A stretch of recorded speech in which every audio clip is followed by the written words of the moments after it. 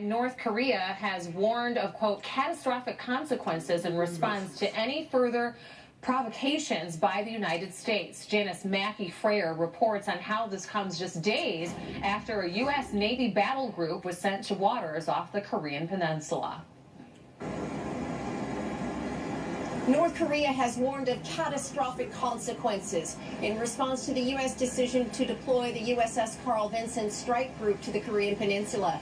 The regime's state-run news agency quoting the foreign ministry saying the country is ready for any mode of war desired by the U.S.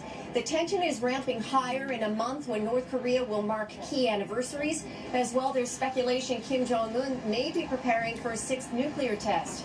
Here in Seoul, officials are trying to ease concerns that the U.S. may strike North Korea, similar to the strike on Syria last week.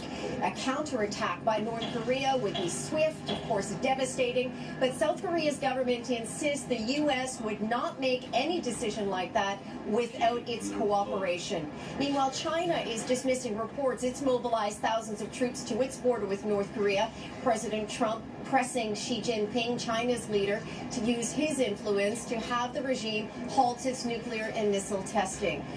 U.S. officials have said that all options are on the table with North Korea, but nobody's saying what they are or how they differ from those that haven't worked in the past. So in the meantime, the USS Carl Vinson seen as a show of American force in the region, and it's rattling some nerves. Now back to you.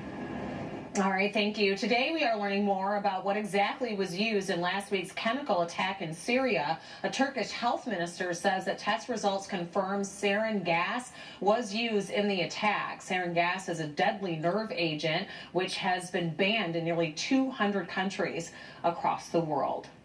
Meanwhile, Secretary of State Rex Tillerson is in Moscow right now. Tillerson is expected to give Russian leaders an ultimatum whether to help the U.S. put a stop to Syria's civil war or keep aiding Syrian leader Bashar al-Assad. Tillerson arrives in Russia after meeting with other world leaders who say that they do not want to back Russia into a corner and prefer an open dialogue between the countries. Regardless of Russia's decision, Tillerson says that the U.S. is firm on its stance.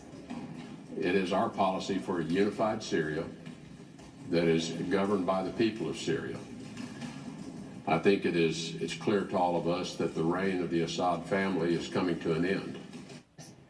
Both Russia and Syrian governments deny any involvement in the attack. The U.S. and other G7 leaders believe the attack was carried out by Syrian leadership on their own people.